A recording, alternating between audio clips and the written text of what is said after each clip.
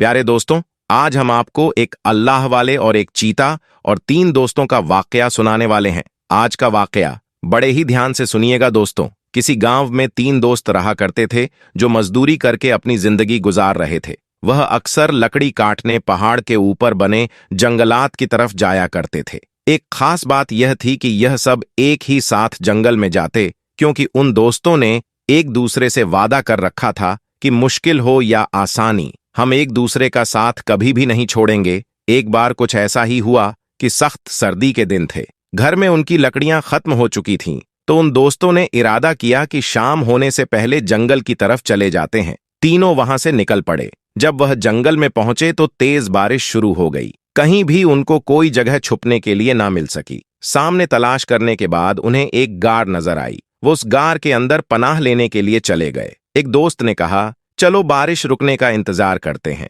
शाम का साया फैल चुका था, बारिश भी रुक गई। वह तीनों यह देखकर बड़े खुश हुए कि चलो अब हमारा काम हो जाएगा। लेकिन जैसे ही वह तीनों गाड़ से बाहर निकले तो उन्हें एक चीता नजर आ गया, जो कोई आम जानवर जैसा नहीं था, बल्कि उसके मुंह पर खून लगा हुआ था। वो घूर कर उन तीनों को देखने लगा, जैसे अभी ही एक पल में उनको खा जाएगा। जंगली चीते को अपने सामने देखकर वो तीनों गाड़ में वापस आ गए। रात का अंधेरा फैल रहा था। अगर वह लोग बाहर निकलते तो चीता उन्हें यूं ही चीर फाड़ कर रख देता। जान बचाने के लिए वह तीनों गाड़ में ही बैठे रहे और उन्हें कोई रास्ता नजर नहीं आ रहा था। चीता अपनी जगह से हिलने का नाम तक नहीं ले रहा था। अब वो लोग सोचने लगे, हम करें तो क्या करें, आखिर ऐसे में हमारी मदद के लिए कौन आएगा। उसी वक्त उन्हें गाड़ में कुछ हलचल सी महसूस हुई, जिसकी वजह से वह तीनों डर के मारे कांपने लगे कि अब तो हमारी मौत हमारे सामने तक आ गई है। अभी वह सिसकते हुए यही कह रहे थे कि किसी ने कहा, मैं कोई जंगली दरिंदा या जानवर नहीं हूं, बल्कि एक दरवेश फकीर हूं। यहां से गुजर रहा था तो मुझे लगा कि गाड़ के अंदर कोई रो रहा है, तो मैं तुम्हें देखने के लिए चला आया। तुम लोग तो हट्ट-कट्टे जवान हो, डर क्यों रहे हो? वो लोग कहने लगे। हजरत, बाहर कोई चीता आपको नजर आया? फकीर ने कहा, नहीं, मुझे कोई चीता नजर नहीं आया, इसलिए तो मैं आसानी के साथ गाड़ के अंदर चला आया हूं। ये सुनते ही वह तीनों खुश हो गए और कहा, अच्छा ठीक है, तो फिर हम चलते हैं। पर जैसे ही वह लोग बाहर की तरफ निकले, उन्हें वह चीता दांत निकालता हुआ नजर आया। वो गुर्रा रहा था, जैसे उन्हें अभी खा जाएगा। वो फिर से दौड़कर गाड़ में वापस आ गए और कहा, हजरत, आप कहते हैं कि बाहर चीता नहीं है, लेकिन हमें तो वो साफ साफ दिखाई दे रहा है। हजरत ने कहा, लेकिन वो मेरा कुछ भी नहीं बिगाड़ सकता। उन्होंने कहा, क्यों, क्या वो आपका पालतू है? हजरत ने कहा, नहीं, वो मेरा पालतू नहीं है, लेकिन मैं सिर्फ अपने रब से डरता हूं, किसी और से नहीं। तुम लोग आखिर चीते से क्यों डर रहे हो? उन तीनों ने कहा, क्योंकि वह हमें ऐसे देख रहा है जैसे वह हम तीनों को गाड़ से बाहर निकलते ही खा जाएगा। वो तीनों डर के मारे रोने लगे। अल्लाह वाले ने कहा, क्या तुम लोगों ने अल्लाह पाक से दुआ नहीं मांगी? एक शख्स बोला, हाँ, हमने दुआ तो मांगी है, पर हमारी दुआ कबूल नहीं हुई। अल्लाह वाले ने कहा, तो इसका मतलब है तुम लोगों के अमाल में कुछ गड़बड़ी है। मुझे सच सच बताओ, क्या तुमने कभी किसी का हक मारा है? क्या तुमने कभी किसी का दिल दुखाया है? किसी के साथ कोई बेईमानी तो नहीं की है? किसी के साथ जुल्म ज्यादती तो नहीं की है? अल्लाह वाले की बातों को सुनकर वह तीनों अपनी अपनी सोच में डूब गए। गहरी सोच में डूबने के बाद अब उनके माथे पर यानी पेशानी पर पसीने के कतरे चमकने लगे। एक दोस्त ने कहा, अल्लाह वाले, मुझे लगता है कि मैंने ज्यादती की है। अल्लाह वाले ने कहा, अच्छा लेकिन बता कि किसके साथ? उसने कहा, अपने बच्चों के साथ। फकीर ने कहा, चलो मुझे बताओ, तुमने अपने बच्चों के साथ क्या ज्यादती की? पहला दोस्त कहने लगा, हम पहले एक साथ नहीं रहते थे, बल्कि हम तीनों अलग अलग एक अलग बस्ती के रहने वाले थे। मैं जंगल में बकरियां चराता था और उसी पर गुजर बसर किया करता था। मेरी बकरियां बहुत ही ज्यादा दूध दिया करती थीं और उनके दूध को बेचकर मेरी रोजी मुझे मिल रही थी। मेरे घर में मेरे बच्चों और मेरी बीवी के अलावा कोई और नहीं रहता था। अल्लाह ताला ने मुझे बहुत सी दौलत अता की थी, क्योंकि बकरियों का दूध उस गांव में मेरे अलावा कोई और नहीं बेचता था। ऐसी आला नस्ल की बकरियां सिर्फ मेरे ही पास थीं। मेरी बकरियां ऐसा दूध दिया करती थीं कि उससे किसी बीमार को फौरन शिफा मिल जाया करती थी। लोग दूर दूर से मेरी बकरियों का दूध खरीदने के लिए आया करते थे और मैं उनसे मुंह मांगी कीमत लिया करता था। मैं पैसों के लिए सब कुछ करता था। मेरे बच्चे मेरे पास आकर वह दूध पीने के लिए मांगते तो मैं उनको दूध नहीं देता था, बल्कि झाड़ा कर उनकी मां से कहता, ले जाओ इन्हें, इनको ले जाकर रूखी सूखी रोटियां खिला दो। यह पैसा मेरे लिए है, तुम लोगों के लिए नहीं है। मैं बीवी बच्चों को अपने लिए बोझ समझा करता था और यूं मेरा कारोबार तरक्की करता चला गया। एक दिन मेरा एक बच्चा बहुत शदीद बीमार हो गया। बीवी ने मुझसे कहा, तुम सबको यह दूध देते हो ताकि उनकी बीमारियां दूर हो जाएं। अपने बेटे को भी यह दूध दे दो ताकि वह भी भला चंगा हो जाए। मैंने अपनी बीवी को डांटते हुए कहा, इस दूध को देने के लिए मैं पैसे लेता हूं, लोग मुझे पैसे देते हैं। मैं बगैर पैसे के किसी को दूध नहीं देता। मैं किसी के साथ कोई नेकी और भलाई का काम नहीं करता, बल्कि यह मेरा कारोबार है, यही मेरा पेशा है और यही मेरी रोजी रोटी है। इस दूध को मैं किसी मुफ्तखोर को हरगिज नहीं पिला सकता हूं। मेरे बच्चे मुफ्तखोर हैं। कौन सा यह मेरे पास काम करने वाले मजदूर हैं जो मैं इनसे उजरत लूं या इनको उजरत दूं। मेरी बातों को सुनकर मेरी बीवी जारो कतार रोने लगी और उसने कहा, यह तो अल्लाह पाक की अमानत है, यह हमारी औलाद है। अपनी औलाद से भला कौन पैसे लेता है? क्या तुम जानते नहीं बेहतरीन सदका अपने बीवी बच्चों को खिलाना पिलाना है, उनकी जरूरियत को पूरा करना है। यह तुम्हारी जिम्मेदारी है। तुम कोई एहसान नहीं कर रहे हो। अगर अपने बच्चे को तुम एक प्याला दूध दोगे तो यह उसका हक है और तुम्हारी जिम्मेदारी है। मेरी बीवी की बात वाकई सच थी, लेकिन मुझे उस वक्त बहुत कड़वी लग रही थी। मैंने कहा, तू मुझे ज्यादा बातें ना बता। मैं तेरी बातों में आकर अपने इस बच्चे को हरगिज दूध नहीं दूंगा। तू यहां से फौरन चली जा। उसके बाद मेरी बीवी रोती हुई मेरी आंखों के सामने से चली गई। मैं अपने काम में मसरूफ हो गया। मेरी बकरियां बहुत ही ज्यादा दूध दिया करती थीं और मैं इस पर बहुत घमंड करता था। मुझे लग रहा था कि मैं कोई बुरा काम नहीं कर रहा हूं। मैं सब कुछ अपने भले के लिए कर रहा था। अपनी जेब नोटों से भर रहा था। फिर उसी रात मेरी बीवी की तड़प कर रोने की आवाज सुनाई दी, मेरा बच्चा, हाय मेरा बच्चा मर गया। जो भी था, मैं था तो उसका बाप। मैं अपने घर के अंदर दाखिल हुआ। मैंने देखा मेरी बीवी मेरे बच्चे को गोद में लेकर जारो कतार रो रही है। रोती हुई वह घर से निकल गई और उसने कहा, तुम कितने जालिम बाप हो। तुमने एक दूध का प्याला अपने बच्चे तक को नहीं दिया और पूरे गांव में दूध बांटते रहते हो। सिर्फ अपने पैसों की तुम्हें फिक्र है, तुम्हें अपनी औलाद की कोई फिक्र नहीं। आज तुमने अपनी एक औलाद को खो दिया है। मैं तुम्हें कभी माफ नहीं करूंगी। उसके बाद मेरी बीवी मुझे हमेशा के लिए छोड़कर न जाने कहां चली गई। उसके जाने के बाद भी मुझे उसके जाने का या बच्चे की मौत का कोई एहसास ना हुआ। फिर अल्लाह की करनी, जिन बकरियों के दूध पर मैं बहुत गुरूर किया करता था, आहिस्ता आहिस्ता उन्होंने दूध देना बंद कर दिया और फिर एक दिन मेरी सारी बकरियां एक एक करके मर गई। मेरे पास ना तो माल दौलत बचा और ना ही मेरी बकरियां और ना ही मेरा खानदान और बीवी बच्चे। अब मैं मजदूरी करता हूं अपने इन दोस्तों के साथ। अल्लाह वाले ने उस पहले दोस्त की बातें सुनी, ठंडी सांस ली और कहा, अच्छा अब तुम बताओ कि तुमने क्या किया। दूसरे दोस्त ने कहा, ऐ अल्लाह वाले, मैं एक ठेकेदार था। घर वगैरह बनवाने का काम किया करता था। मेरे पास मेहनत करने वाले बहुत से मजदूर थे जो दिल लगाकर मेरे सारे काम किया करते थे। इसके बावजूद मैं उनकी मजदूरी वक्त पर नहीं देता था, बल्कि उनसे सारे काम करवाकर उनको रुला देता। वो गरीब पैसों का इंतजार करते और मैं इस बात की खुशी महसूस करता था कि मेरा घर पूरे गांव में सबसे आलीशान है, जहां मैं ऐश के साथ अपनी जिंदगी को गुजार रहा हूं। कुछ अरसे के बाद मेरा एक मजदूर मुझसे मजदूरी मांगने के लिए आया। उसे पैसों की बहुत जरूरत थी, लेकिन मैंने उसे धक्के मारकर घर से बाहर निकलवा दिया। उसका पसीना बह रहा था, लेकिन मुझे इस बात की कोई परवाह नहीं थी। वह रोता हुआ वहां से चला गया, लेकिन कहा कि अल्लाह तबारक ताला देख रहा है, तो तुम कितनी नाइंसाफी कर रहे हो।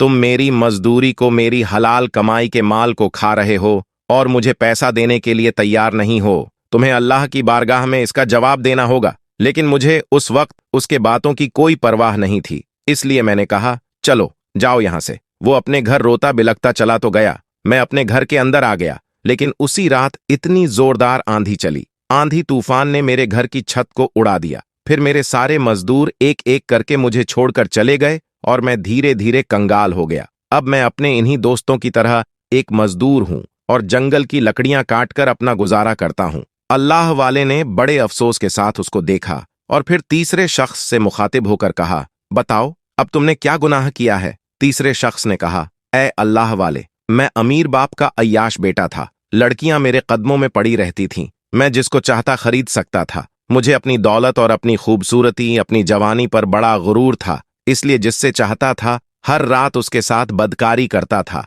मेरे चाचा की एक बेटी थी जो बहुत ही ज्यादा नेक और पाकबाज थी। एक बार मैं अपने चाचा के घर गया तो मेरी नजर उनकी बेटी पर पड़ गई। जब उसको मैंने देखा तो मेरा दिल उस पर आ गया। अब मैं सारी औरतों को भूल चुका था और पूरी तरह से अपने चाचा की बेटी के पीछे लग गया था। मैं किसी भी कीमत पर उस हसीन और जमील लड़की को हासिल करना चाहता था। मैंने अपने बाप से कहा, मुझे वह लड़की किसी भी सूरत में चाहिए। मेरे बाप ने कहा, वह तुम्हारी कभी नहीं बन सकती, क्योंकि वह बहुत नेक लड़की है, अल्लाह वाली है, अच्छे किरदार की मालिक है। तुम अपनी हरकतों को देखो, सारा मोहल्ला तुम्हें नापसंद करता है। फिर तुम्हारा चचा आखिर अपनी बेटी को तुम्हारे निकाह में क्यों देगा? मेरी मोहब्बत कोई पाक साफ तो थी नहीं, बल्कि इसमें सिर्फ हवस थी, शैतानियत थी। एक बार मेरे चाचा घर पर मौजूद नहीं थे। मैं उनके घर में जबरन दाखिल हो गया और अपनी चचा जाद बहन के साथ अपनी ख्वाहिश को पूरा करना चाहता था, पर उसने इनकार कर दिया और कहा, क्या तुम्हें जरा भी खुदा का खौफ नहीं है?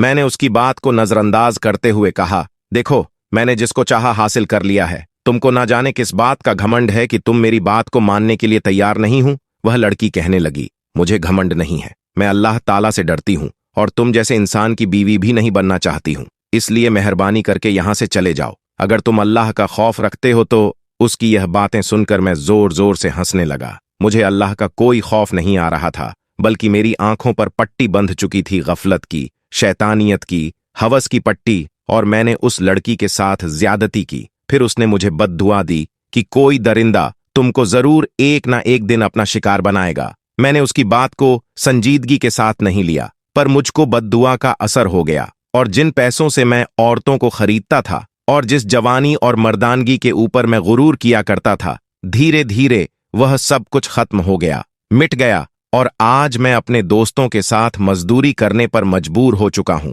अल्लाह वाले ने कहा, तुम तीनों ने मुझे एक एक करके अपने गुनाहों के बारे में बता दिया, और वह बद्दुआ भी जो तुम्हें दी गई थी। क्या अब तक तुम उन बद्दुआ पर नादिम हुए हो? तुमसे तुम्हारा सब कुछ छिन गया, बीवी, बच्चे, माल दौलत, जमीन जायदाद, खानदान, इज्जत, शोहरत, दोस्त, अहबाब, सब कुछ। क्या तुम तीनों अब अल्लाह ताला के हुजूर तौबा करने के लिए तैयार हो? वह कहने लगे, हम बहुत शर्मिंदा हैं। आज पहली बार हमने इन गुनाहों को याद किया है, वरना इतने सालों में कभी हमें यह गुनाह याद तक नहीं आया। अल्लाह वाले ने कहा, तुम लोगों ने लोगों का दिल तोड़ा है, नाजायज हरकतें की हैं, किसी का हक मारा है, किसी पर जुल्म किया है, तुमने अपने रिश्ते भी नहीं निभाए, फिर तुम इस पर शर्मिंदा भी ना हुए। आज जब तुम पर खुद एक मुसीबत आकर खड़ी हो गई है, तो तुमको सब कुछ याद आ रहा है, अल्लाह भी याद आ रहा है, अपने साथ होने वाले बदआमाल भी याद आ रहे हैं। अगर यह चीता यहां से चला जाए और तुम्हारा शिकार ना करे, यानी तुम्हें ना खाए, तो क्या तुम फिर अपनी जिंदगी में मग्न हो जाओगे?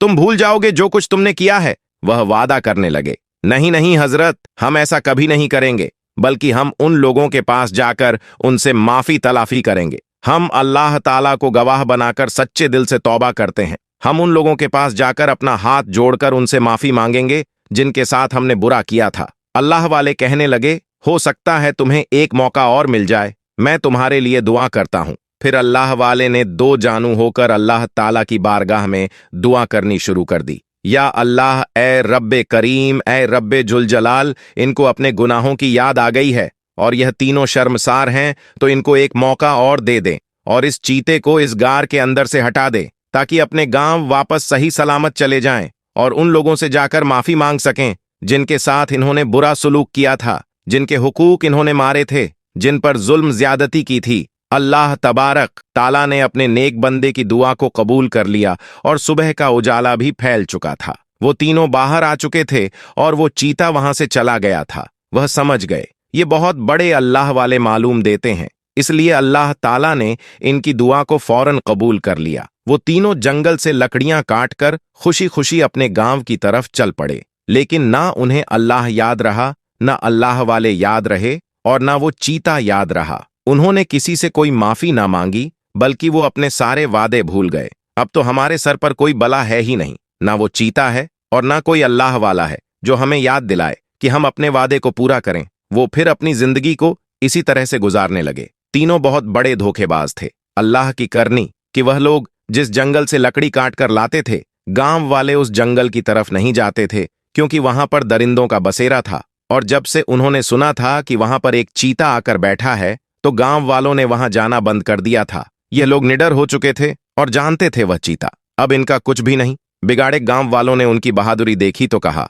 अब तुम लोग हमारे लिए भी लकड़ियां लेकर आना। वह गांव वालों के लिए लकड़ियां भी काट कर लाने लगे। लोग उनको पैसे देते, उन पैसों से उन्होंने एक बड़ा कारोबार कर लिया और फिर उनके पास माल दौलत की रेल पेल हो गई। वो तीनों कहने लगे, देखा, हमने तो कुछ भी ऐसा नहीं किया, यानी ना किसी से माफी मांगी, ना किसी को पैसे लौटाए, लेकिन फिर भी देखो, आज हमारे पास पैसा ही पैसा है, यानी अल्लाह हमारी कोई पकड़ नहीं करेगा। अगर ऐसा होता तो हम अब भी गरीब होते, लाचार होते, हमारे पास एक पाई भी ना होती। इस बात पर वह घमंड करने लगे। काम बहुत अच्छा चल रहा था, किसी चीज की उनके पास कोई कमी नहीं थी। उन्होंने बहुत ही मजबूत दीवारों वाला घर तैयार करवा लिया था, लोहे के दरवाजे लगा लिए थे।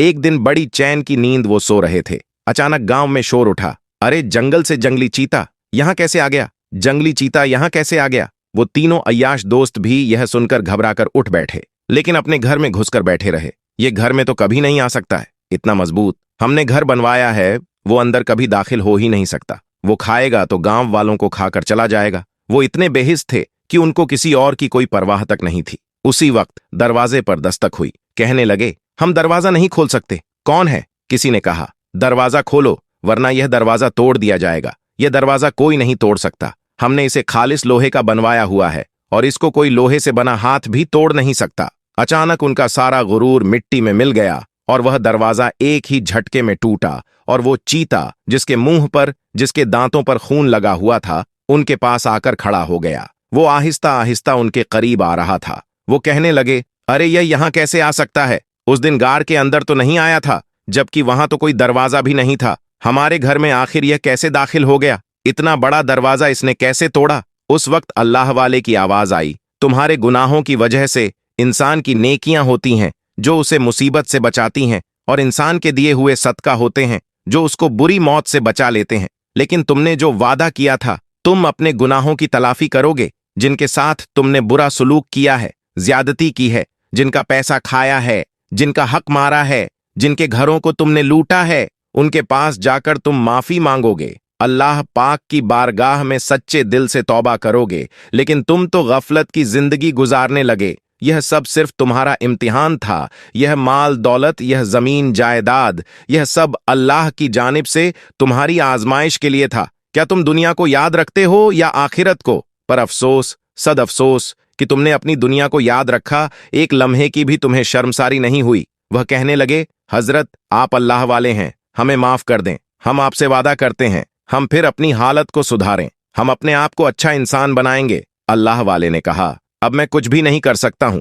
यह चीता मैंने नहीं बुलवाया है, बल्कि यह अल्लाह पाक के हुक्म से यहां तक आया है। उस दिन भी अल्लाह के हुक्म से उस गार के बाहर वो बैठा था, लेकिन तुम्हें एक मौका दिया गया था ताकि तुम माफी मांग लो, इसलिए यह अंदर नहीं आया था। अल्लाह ताला इसे हुक्म देता कि यह अंदर आता और तुम्हें चीर फाड़ कर रख देता, पर तुमने माफी नहीं मांगी, ना तौबा की। अब मैं कुछ भी नहीं कर सकता हूं, ना दुआ कर सकता हूं। पूरा गांव देख रहा था वो जंगली खूंखार चीता, जिसने कभी किसी को कोई नुकसान नहीं पहुंचाया था, उन तीनों पर झपट चुका था और तीनों को एक ही आन में देखते ही देखते चीर फाड़ कर रख दिया। और वह तीनों तमाम लोगों के लिए इबरत का निशान बन गए। वो जो खुद की जात पर अकड़ने वाले, खुद पर गुरूर करने वाले, हकदार का हक मारने वाले, जुल्म करने वाले, तौबा न करने वालों का अंजाम क्या होता है, इस बात को सबने अपनी आंखों से देख लिया। इसी के साथ एक अन्य वाक्य, जब दोस्तों एक 7 साल का छोटा बच्चा था जो जुमे की नमाज पढ़ने के लिए मस्जिद में गया।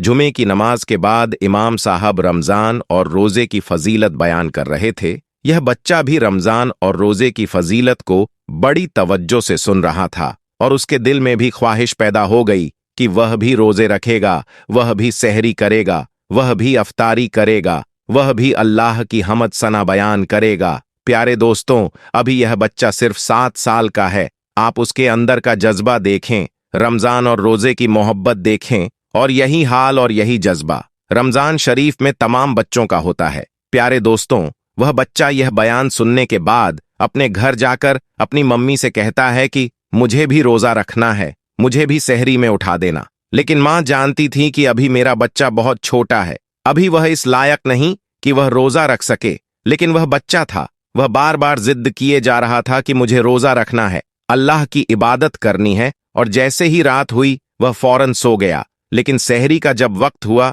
तो बच्चा ना उठ सका और बच्चे की माँ ने उसे नहीं उठाया। माँ ने सहरी की, नमाज पढ़ी और कुरान पाक की तिलावत में लग गई। जब सुबह हुई, जैसे ही सूरज की रोशनी उस बच्चे के मुंह पर पड़ी तो वह उठ गया और उठते ही यह बात कहने लगा कि माँ, तुमने मुझे सहरी के वक्त क्यों नहीं उठाया? और इसी बात को लेकर वह बहुत ज्यादा रोने लगा और कहने लगा कि मेरी आरजू थी, मेरी तमन्ना थी कि मैं भी रोजा रखूंगा, लेकिन माँ आपने मुझे नहीं उठाया, मुझे क्यों नहीं उठाया। और वह बच्चा रोने लगा। उसकी माँ ने उसे समझाया कि बेटा अभी तू रोजा रखने के लायक नहीं है, अभी तू बर्दाश्त नहीं कर पाएगा। लेकिन वह बच्चा अपनी जिद पकड़े रहा और ऐसे ही पूरा दिन गुजर गया। फिर जब रात हुई तो वह बच्चा यह जानता था कि अगर आज रात सो गया तो फिर से नहीं उठ पाएगा, इसलिए वह बच्चा रोजे की हसरत में रात भर जरा भी नहीं सोया। फिर जब सहरी का वक्त हुआ तो उसने भी सहरी कर ली और रोजा रख लिया। आज वह बच्चा बहुत खुश था। आज उसने रोजा रख लिया है प्यारे दोस्तों।